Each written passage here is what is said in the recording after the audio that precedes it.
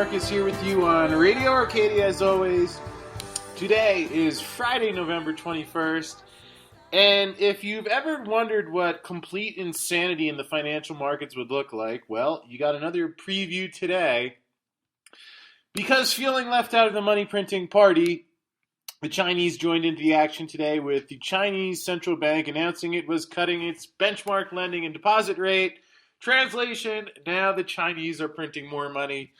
So just as the Americans finally stop ending the latest rounds of quantitative easing, and sure enough, we're seeing the global economy slow down again. You can't underestimate how all these different cash flows with the central banks buying each other's currencies and printing their own to make sure that theirs is the weakest.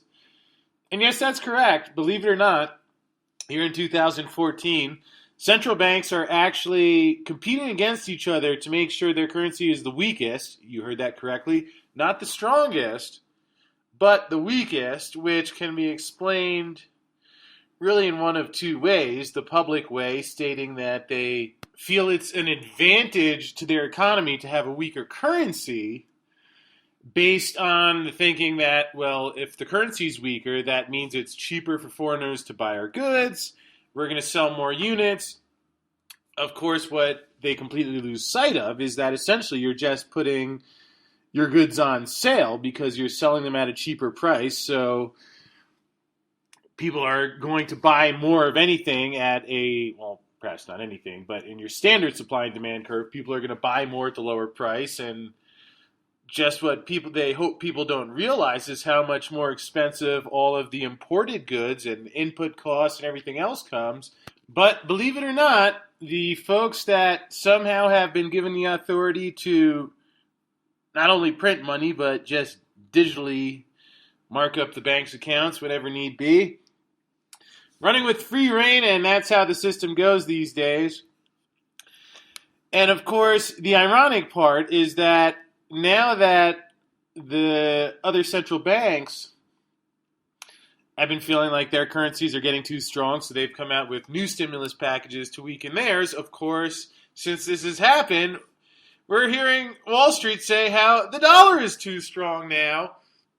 The Federal Reserve came out with the minutes to their most recent meeting, and one of the things they mentioned is that they're worried if we were going to keep close to their mandate of 1% to 2% inflation.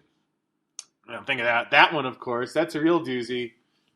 You see, these guys are actually claiming that prices aren't going up fast enough. So what they're claiming to be worried about is that, if we don't print money, things aren't going to become more expensive for everyone. Now, despite the fact that the whole concept, they confuse inflation, deflation with productivity, where that's the point. When perhaps it used to be that it took all day to catch your dinner, and that's all you had time to do until one guy invented a net so he could catch dinner for everyone, and then other people could do other things. The point is that things are supposed to become easier as we develop technology and make life theoretically easier to live, although with this mentality that anytime the cost of living becomes more affordable, central bankers have to come along and print money to make sure that we have enough inflation. That's the reason why, for the average person who just wants to eat food, live in a home, and wake up the next day, it's probably harder now than it was for people 200 years ago, which is stunning when you think about everything that we've done since then. But we're seeing firsthand and in action the type of behavior that leads to conditions like these. And let's dig a little bit into the announcement today and see what happened.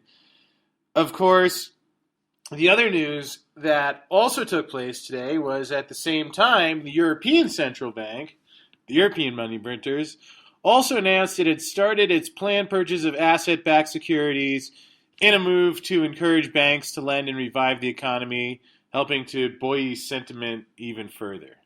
So basically, the ECB is following through on their plan. Remember, they had gone as far as to say that we're this committed to printing money that we're actually going to take interest rates into negative territory. So somehow printing enough money that now when you go to the bank to deposit 100, you might get 98 back in your best case a year later. And Mario Draghi, leader of the ECB, said the Eurozone economy is likely to remain stagnant in the short to medium term, which I might add shouldn't really be surprising at all, given that the economy was weak because of too much debt and money printing, and all they've done is print and pile on more. But Draghi added that the central bank stands ready to act fast to combat low inflation, and that the inflation situation in the Eurozone area has also become increasingly challenging. So that's great. Yeah, that's super. Any chance that life becomes more affordable, he's standing there ready to print more money, which of course goes to the bankers first, uncoincidentally, but to make sure that doesn't happen. Just like Alan Greenspan, Ben Bernanke, all the other guys at the Fed in the last 100 years have protected us from this. I actually once heard a Wall Street economist call it an inflation deficit. Imagine that. I mean, you literally have people sleeping on the streets needing food stamps just to get by. And there's someone out there who thinks that we don't have enough inflation yet. Or maybe that they realize we have plenty of inflation, but just say that so that they can continue printing money. One of the two. So what's worth taking away from this story is just really how interconnected everything is. I'm not saying it's a direct cause and effect that the Japanese and European markets are slowing down right at the same time that QE comes to an end, but I don't think they're completely unconnected either.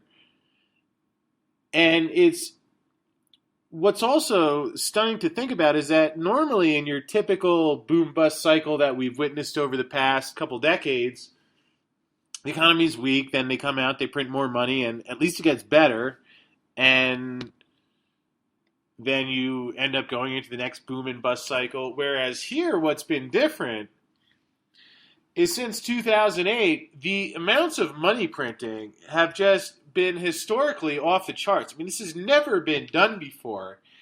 And yet here it is, even before they withdraw the stimulus, the markets are already so weak that they're talking about the next package. Which again goes back to the Fed can say anything they want about whether they're going to taper or stop QE, and maybe they have, maybe they haven't. Another thing I think a lot about is really whether anything they say at this point can actually be trusted, whether they say they're stopping QE or starting QE or the Chinese are lowering interest rates. I mean, do we really know how much money any of these guys are or aren't printing? Now, I don't know. Maybe this is just because I've worked on Wall Street for a decade and seen enough of how the game works firsthand to wonder, and I'm just skeptical. But given all the things that we've seen the Fed get involved in, get caught up doing, and hiding, I don't think we have any idea what they're doing. But in either case, so fine, they stopped. But now, the Chinese said they stopped a couple of years ago. The Europeans said they were going to stop printing money. And here it is, the same pattern keeps emerging over and over again. And no matter how weak things get, the solution is just, well, we haven't printed enough. Which is scary because you could really apply that reasoning infinitely.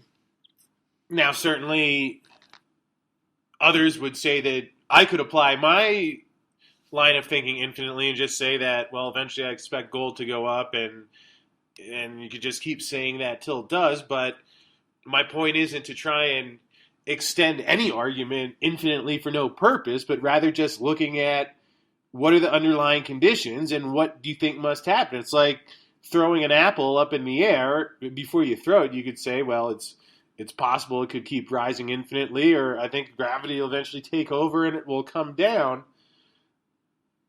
Similarly with the economy, all of these governments are insolvent. The banking system is insolvent. That's why they have to keep the interest rate so artificially low.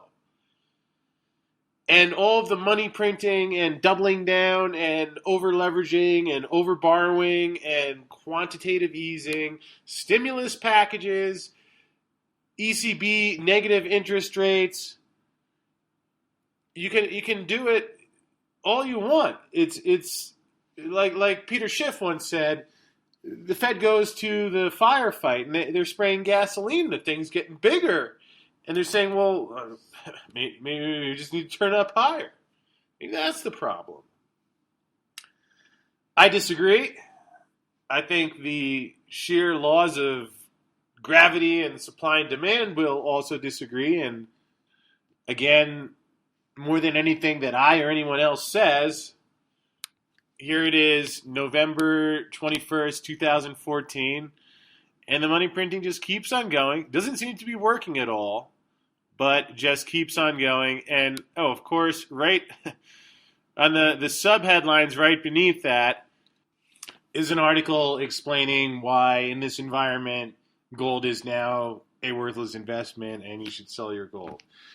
So, what do I know? I didn't work in the media. I didn't work in government. I just worked on a trading floor, or at least during a time where logic did eventually revert, and there are certain things that, you smash your knee with a hammer, it's going to hurt. You print money, and you're going to have a higher money supply, and with less goods, that means that eventually the prices are going to go up, whether that happens on the timeline that we expect, or whether there's a far more manipulation in these markets going on, and also in the statistics where we're talking about an inflation calculation that strips out food and energy and all those important things that nobody ever spends money on. In either case, there's really two schools of thought, probably many more than two schools of thought of looking at this situation. But when you see what is happening, at least to the degree that we get some sort of insight into what these guys are actually doing based on what they're acknowledging and reporting, the money printing's going on, the economies are getting weaker, and it makes you wonder, are we getting closer to the actual break point where this system finally collapses underneath the weight of itself? And certainly there are challenges that will bring, but the fact that you're listening to this podcast, not the kind of thing you find by accident, so it means that you've likely been doing a lot of thinking and out there preparing, and the reason you're searching out information like this is that you've done everything you can so that whenever Wall Street's next bubble collapses, I'll hope that you're in good shape and that we're all able to stay safe, and that all the thinking and planning that we've put into this is going to finally come in handy. And with that said, just stay vigilant. I know there's a lot of misleading information in the news, but you're doing a great job of just searching for the truth and finding out what's really going on out there, and I commend you on that. Keep it up, and with that said, God bless you all, and have a good night.